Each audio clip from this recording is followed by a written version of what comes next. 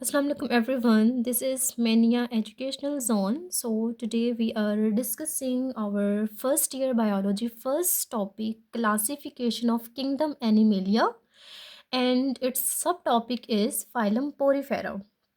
So before going into the depth of this phylum, but why we call it as Porifera? The reason is that we call it as Porifera because it has pores. So that's why we can also say it as pore bearing animal. So let's start reading. This phylum contains sponges. ये ऐसा phylum है जिसके पास sponges हैं. Sponges जो हैं वो इसके organisms हैं जिसमें से वो कहता है most of them are marine while some live in fresh water. कुछ जो है वो मेरीन है और कुछ जो है वो हमारे पास फ्रेश वाटर में रहते हैं. मेरीन मीन्स ऐसे ऑर्गेनिजम्स जो साल्ट इन्वायरमेंट में रहती हैं, दैट मीन्स सी वाटर में रहते हैं. ल्यूकोसिलीनिया एंड यूप्लेक्टेला. यूप्लेक्टेला का ही हमारे पास सेकंड नेम है वीनस फ्लावर बास्केट. और Leucosolenia and Euplectella they are marine sponges. So basically हमारे पास ये एग्जांपल्स हैं मेरीन स्पॉन्जेस की और ये हमारे पास एमसीक्यूज में भी आ सकती हैं. Spongilla is a common fresh water sponge.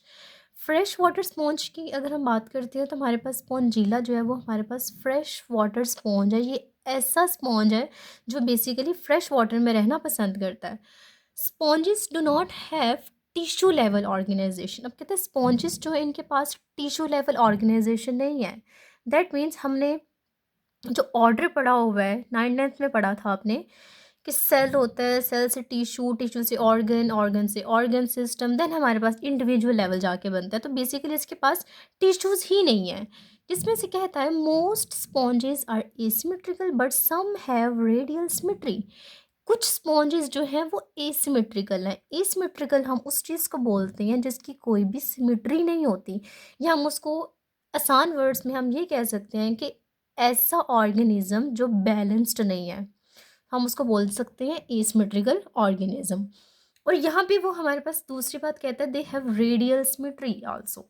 अब रेडियल सिमेट्री जो है वो हम उस सिमेट्री को बोलते हैं जहाँ पे भी आप जिस भी एंगल से उसको देखोगे तो वो आपको सेम नज़र आएगी. Let's take an example of pizza. आप उसको जिस भी एंगल से देखोगे ना तो वो आपको सेम ही नज़र आएगा. So that is radial symmetry. They do not have nervous system. So इसके पास नर्वस सिस्टम भी नहीं है. So there is one thing that I want to tell you कि इसके पास नर्वस सिस्टम नहीं है बट बेसिकली इसके पास न्यूरो सेंसरी सेल्स हैं. बट प्रॉपरली जो एक स्ट्रक्चर होता है, जो एक नर्वस सिस्टम है जो प्रॉपरली आपकी बॉडी के अंदर जो प्रेजेंट होता है वो इसके पास नहीं है.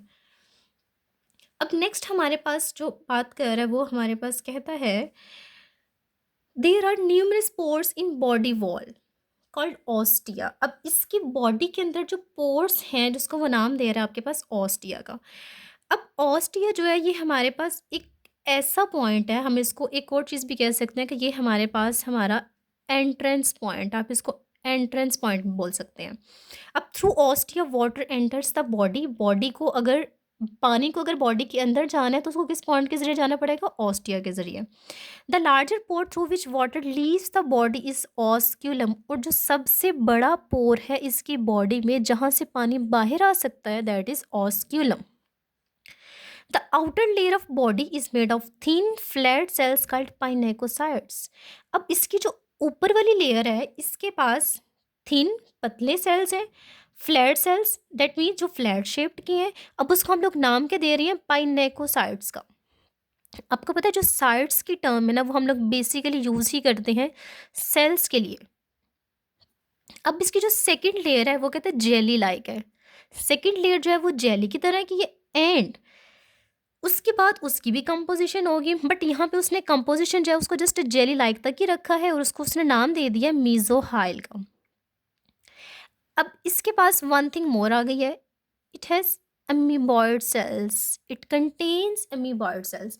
अब यहाँ पे हम लोग अमीबॉइड सेल्स इसको बोल क्यों रहे हैं? द रीज़न इज़ दैट कि ये हमारे पास अमीबा की तरह के हैं और अमीबा की तरह ही ये मूवमेंट करते हैं.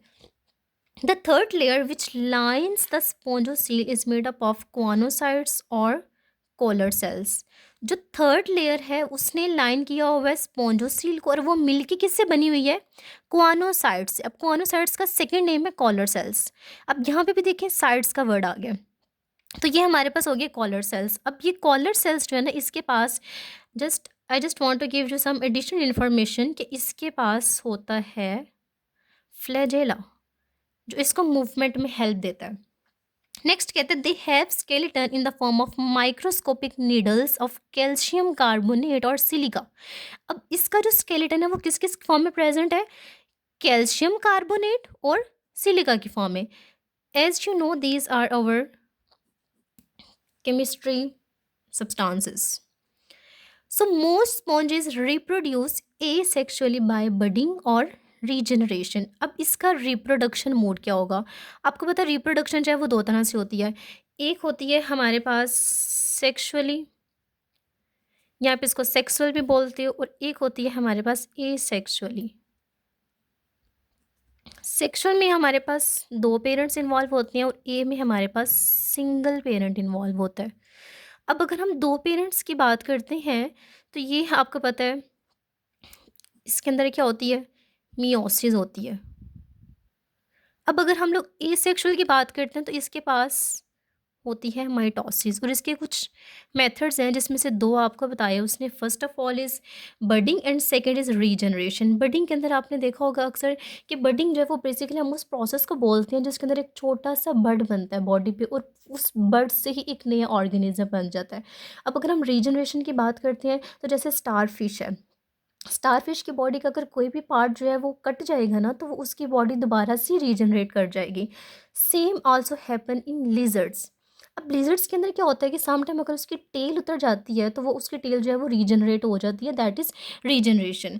सम sponges form resistant capsules called gemmules. अब कुछ ऐसे स्पॉन्जेस हैं जो रेजिस्टेंट कैप्स्यूल्स बनाते हैं। रेजिस्टेंट मीन्स ऐसी चीज़ जो एज अ ऑब्स्टेकल काम करती है, उसको वो क्या नाम दे रहे हैं, गेम्यूल्स का। अब गेम्यूल्स के पास क्या चीज़ है, इसके पास एमीबॉयड सेल्स के मैसेज हैं, एमीबॉयड सेल्स जो हमने सेम ऊपर बढ़ा। लेकिन कहते हैं when parent sponge dies it releases its gemmules. जब एक पेरेंट स्पॉन्ज जो है जब वो मर जाता है तो वो क्या रिलीज़ करता है, अपने गेम्यूल्स रिलीज़ करता है। And in favourable environment amoeboid cells came out of the gemmules and form a new sponge. और जब उस को एक फेवरेबल इन्वायरमेंट मिलता है जहाँ पे वो क्या करता है, अमीबॉयड सेल अपने गेम्यूल्स को रिलीज़ करता है और दोबारा से एक नया स्पॉन्ज बन जाता है। अब यहाँ पे हमारे पास जो हमने ये अभी बात पढ़ी है सेम जो है वो स्पोर्ट्स के अंदर भी होता है, ये भी आपने पढ़ा होगा। So this is our topic. यहाँ भी आपके पास ostia, osculum, pinacocytes, choanocytes, gemmules, ये हमारे पास हमारे शॉर्ट क्वेश्चंस हैं। और अगर आप इसको अगर वो आपसे पूरा पूछेगा तो देन ये आपको लॉन्ग में आ सकता है। अगर सारा पूछा जाएगा तो ये लॉन्ग होगा, अगर आपको इसमें से शॉर्ट में पूछा जाया करेगा तो ये भी जो मैंने आपको बोले हैं ये आपको शॉर्ट में आ सकते हैं। एंड ओके, हमारा साइड बॉक्स रह गया, उसको भी एक दफ़ा रीड दे लेते हैं। A commercial sponge is prepared by drying, beating, and washing a sponge until all cells are removed. This is just your additional information. But hope so कि आपको टॉपिक समझ में आ गया होगा. So you can also hear it as with 1.5 or 2x for if you have not enough time. So this is for today. Hope so आपको समझ आ गई होगी. So till next lecture, just take care of your self and अल्लाह हाफिज़.